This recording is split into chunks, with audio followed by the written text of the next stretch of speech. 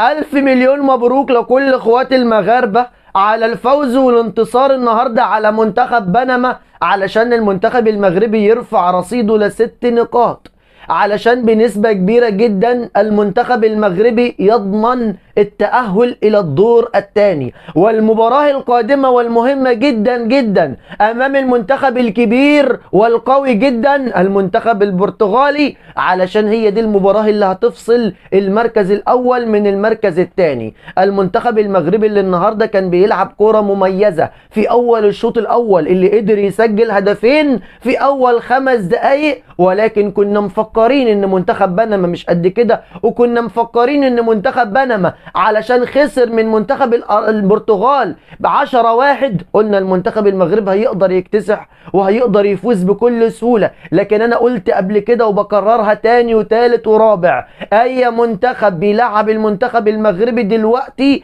بيلعب بكل ندية، وعارف كويس جدا جدا إن المنتخب المغربي منتخب قوي، فعلشان كده بيلعب بكل قوته أمام المنتخب البنمي. ولكن الحمد لله النهاردة قدرنا إن احنا نكسب، قدرنا إن احنا نعدي. أنا شايف إن الأداء النهاردة أفضل من الأداء في المباراة اللي فاتت أمام طاجيكستان. قدر المنتخب المغربي إنه يفوز وينتصر وياخد ال3 نقاط، وزي ما قال الكابتن هشام الدكيك قبل كده، أهم حاجة في المجموعات إن أنت تقدر تعدي دور المجموعات، وبعد كده في الأدوار الإقصائية الموضوع يختلف تماما. المنتخب البرتغالي اللي هيلاعب منتخب طاجيكستان، طبعا لو منتخب البرتغال تعادل او فاز بنسبة يعني خلاص يعتبر المنتخب المغربي صعد للدور الثاني. عايزك تصلي على النبي وتقول عليه الصلاة والسلام، وتعمل لايك وتشير الفيديو في كل مكان، وتشترك في القناة وتفعل زر الجرس علشان يوصلك مننا كل ما هو جديد وحصري.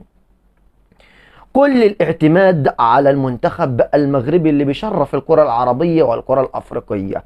شفنا المنتخب الليبي امبارح بيخسر برباعية من المنتخب الأسباني، وكلنا كنا بنقول ان ليبيا هيشد حيله وليبيا هيقدر يصعد ان شاء الله من دور المجموعات، ولكن لسه عنده امل. فاز في المباراة الاولى، ان شاء الله يقدر يفوز في المباراة القادمة ويقدر يصعد ان شاء الله مع منتخب اسبانيا. ولكن عزيزي المشاهد، الامل في المنتخب المغربي. المنتخب اللي بيشرفنا ان هو بس شارك في البطولة، يشرفنا ان هو يشارك في البطولة. اما المنتخب المغربي فاحنا بندور على البطولة. المنتخب المغربي اللي النهاردة المعلق الرياضي المعلق جواد الرياضي المغربي اللي على قنوات البين سبورت النهاردة كان بيقول لك احنا عايزين اللقب، من حقنا ان احنا ننافس، من حقنا ان احنا نلعب لاخر دقيقة، من حقنا ان احنا نفوز باللقب. قال لك احنا فزنا على جميع المنتخبات اللي في بطولة كأس العالم. قال لك فزنا على البرازيل، فزنا على البرتغال، فزنا على اسبانيا،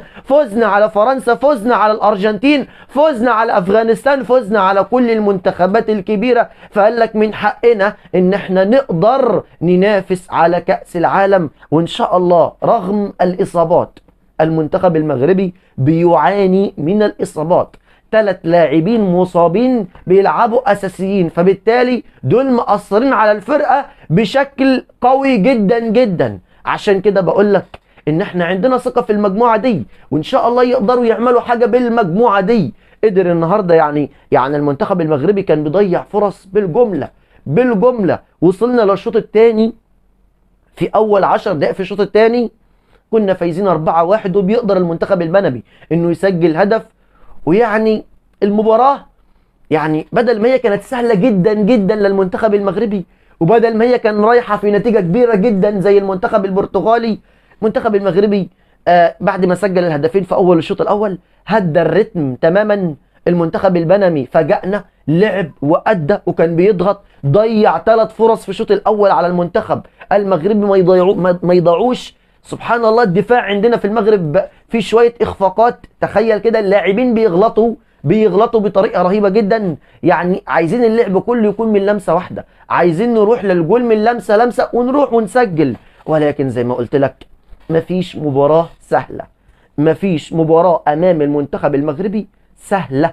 كل المنتخبات بتيجي قدام المنتخب المغربي وبيعملوا كل حاجة في الكورة علشان يقدروا إن هم يوقفوا المنتخب المغربي. ولكن معانا لعيبه بتقدر تعمل فارق برضو، سفيان المسرار والإدريسي وسفيان الشعراوي ولعيبه يعني بتقدر، وانس بيقدروا يعملوا شغل في ارض الملعب، وهم النهارده اللي الحمد لله يعني قدروا ان هم يعدوا منتخب بنما، وان شاء الله بعون الله نصعد مركز اول.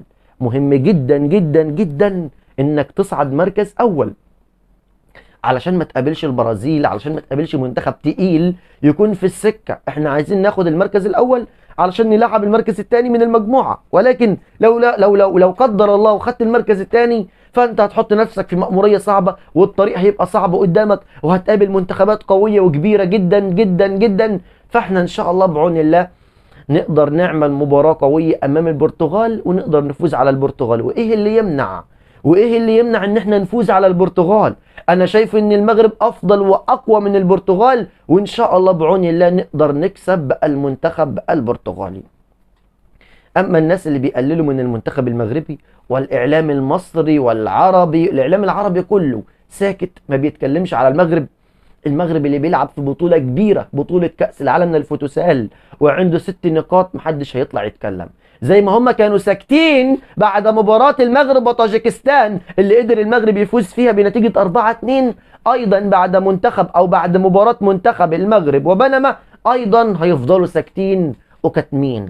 لكن لما يحصل اي تعثر او لما المنتخب المغربي يخسر بتلاقيهم طالعين من الجحور، والكل بيسابق علشان يتكلم ويقلل ويشتم ويهين في المنتخب المغربي في جميع الالعاب الرياضية. ادوا المنتخب المغربي حقه.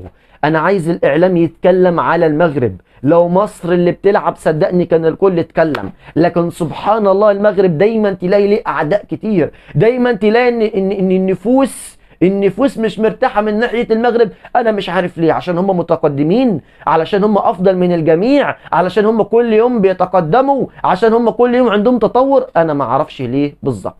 كل التوفيق للكابتن هشام الدكيك في المباراة المقبلة، وكل التوفيق للاعبين المغرب. عايز اتكلم عن الجمهور المغربي واللي عمله النهارده جمهور المغرب، واللي اعلام اوزبكستان طلع واتكلم عليهم النهارده على الجمال اللي هم عملوه في الشوارع، ولكن اخلي الكلام ده في حلقة تانية ان شاء الله. الف مليون مبروك لكل اخوات المغاربة على الفوز وعلى الانتصار. عزيزي المشاهد، هو ده كان فيديو النهارده. شكرا لكل اخواتي وحبايبي، شكرا لكل اخوات المغاربة المحترمين اللي دايما بيدعموني واللي دايما بيبعتوا لي رسائل محترمه. شكرا لكم من القلب.